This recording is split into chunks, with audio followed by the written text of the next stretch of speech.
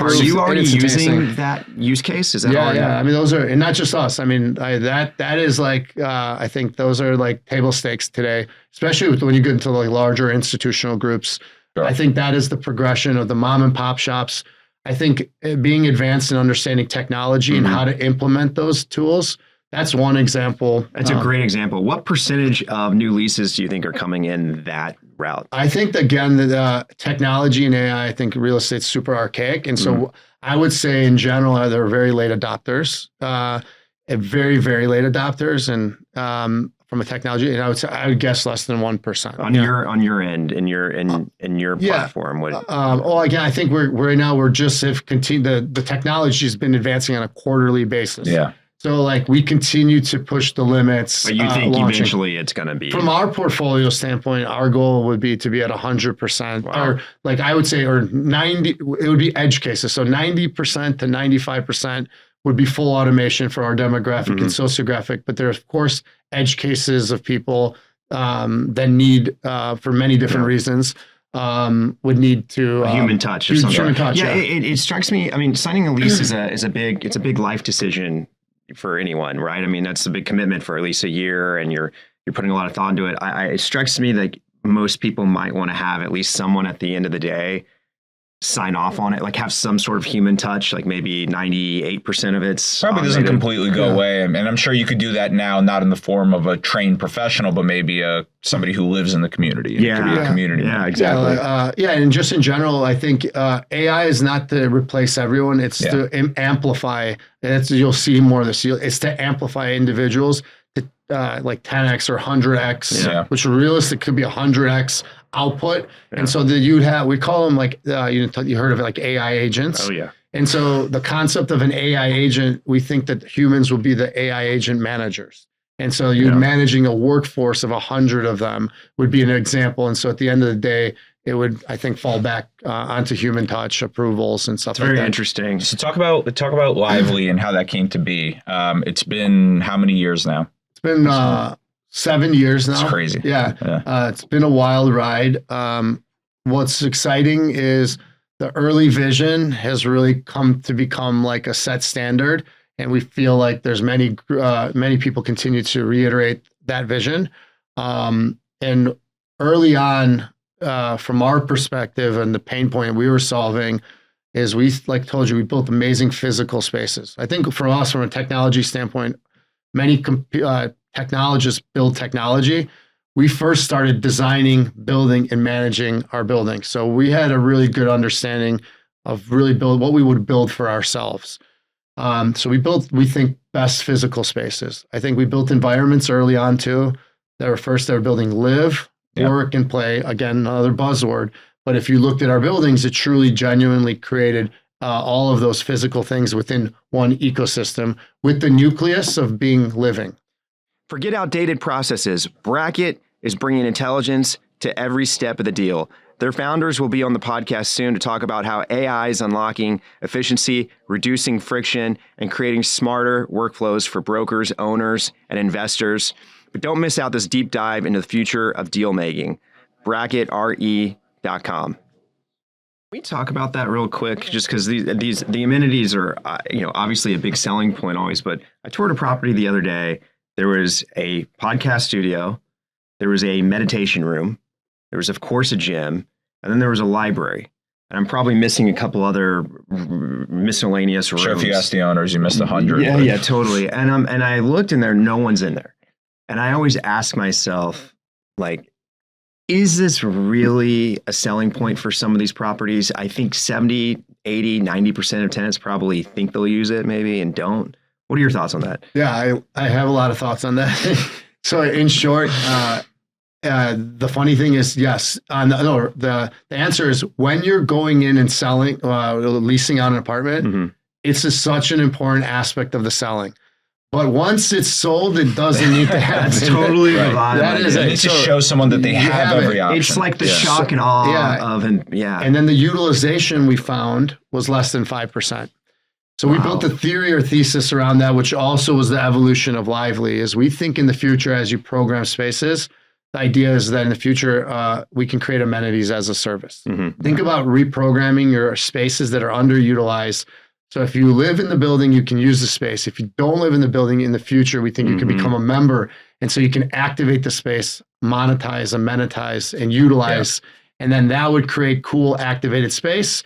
And I think that would work if you're trying to build an environment, be like the Soho House of apartments. Yeah. I think there's statistics out there. If you feel like you have a community where you live, you're less likely.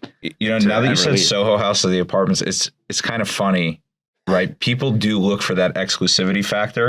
And it's like, you're paying for these services through your rent. But in theory, they're free. You're not charging. Maybe you charge somebody for a gym if it's super high end. But you give them this amenity package, quote unquote, for free. I feel like if you had slapped a brand on it and allowed an outside operator, it would be used all day. So yeah, a coffee shop would be packed. Meditation room would be packed. And it doesn't even have to be the names, but it does work that way. If you look at our amenity spaces, you got to come to Chicago, by the way. I know. I got to bring you. But if you come to our buildings, they're full. Our lobbies, and they're a bunch of strangers too. It's not even residents and tenants. And then You're kidding.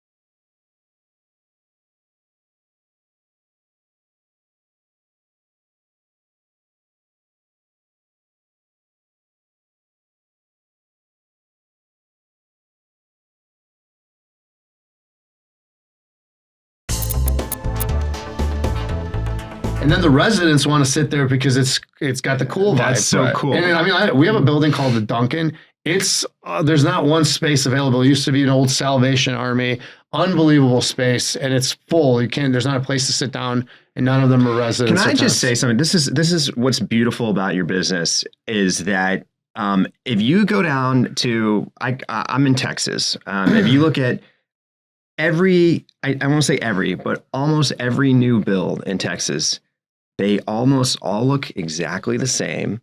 Yeah. It's the same stick built. It's sterile. Just garden style hair. Same thing in DC. Yeah, I feel like anywhere that has large concentrations of REITs or like institutional developers, it's cookie cutter. What you have is such an interesting, dynamic brand. We really appreciate that. Yeah, again, team effort. It's been unbelievable.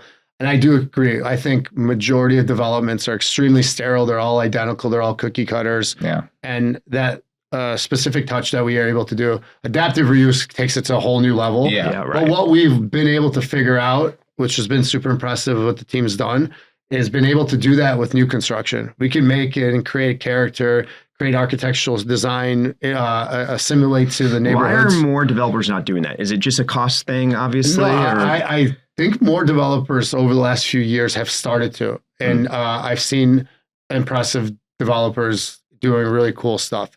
A lot of it, I feel like, was, again, inspired by us. Yeah, I really do. Yeah. I mean, but I don't know if that's just us, thinking that. But I do think that more and more people are saying, let's put in a little bit of more character and design. And by doing that, that creates a differentiated brand. And that's what the demographic and sociographic of new renters want. Yeah. And the ones that do that are doing really well. Yeah. That's interesting. Let's talk about the different markets that you're in and the different business plans you have for some of these deals. You really branched out of Midwest. You're now, we were just talking about it earlier. You're in San Diego, you're in Vegas, you finished recently in Portland, you've got projects in Minneapolis. And I know you're in, you have OZ business plans, you have obviously the historic tax credits, and then you have, I think you're also, do you do fee developments or no? Yeah. So First, there's like markets where we started in the Midwest, Chicago, Minneapolis, and Cleveland, driven by tax incentives or tax mitigation strategies, historic tax credits, opportunity zones, grants, and TIFs. Were those cities and markets just more aggressive about handing those out? Or I think when you look at in the Midwest, it was like the industrial buildings in major urban markets that converted to residential. And that like the meat packing district converting to what it was today, there's a lot of that in the Midwest. And also it's a lot harder to scale historic tax credits on a national level, but in a shorter region allowed for it. Opportunity zones really gave a lot of opportunity to scale on a national level into other unbelievable markets that would have been more challenged. And so that led us to the West Coast. So we're in San Diego, Washington, Portland, Las Vegas. And there, that strategy early on was opportunity zone driven, great markets, tax efficient mitigation strategies layered on top of alternative assets. The combination of those two things have been an impactful part of expansion. with the opportunity zones, did the capital come to you with that, or did you go to the capital with that? It was like a combination of two. I think we've been building in the path of progress or gentrifying neighborhoods for 15 years before tax incentives. So now these locations have received tax incentives, and we had already built a product that was not luxury or affordable, but approachable. So it allowed to be a perfect for an opportunity zone. So we partnered with some of the great institutional groups there, and then our existing high net worth and family offices that were involved in historic tax credits had natural progression there. Was there other tax mitigation? You said it kind of compounded on top of OZ. So like in short, the OZ would allow you to defer your gains and you can push it off for, I forgot what, like 10 years or something. What else did you layer on top of that? Yeah, that's what I think has been super exciting, like kind of on a going forward basis, is we've really got a great understanding of tax mitigation is so far beyond just opportunity zones. You had you had historic tax credits, you had low income housing tax credits, you had grants, you had TIF, you have opportunity zones, you have things called like Roth conversions. You have now just the big beautiful bill is really big and beautiful. And how often are you overlapping all of those different programs onto one project? Yeah, and so when you do bonus depreciation, QIP, which is qualified improvement property. Totally. So and is this are you packaging this structure for an investor and just saying like, this is why you have to, how did all of these pieces come together? Everything you're talking about, TIF financing. It's essentially you have all these things available. We're not packaging necessarily. It's like, these are the things that the state or government has prepared. And so it's just included. It's like, here in what we do. So for example, we would do a deal and you can stack 3 or 4 of these things together. And I think that's another unique concept. We did that also with overall competitive advantages in development.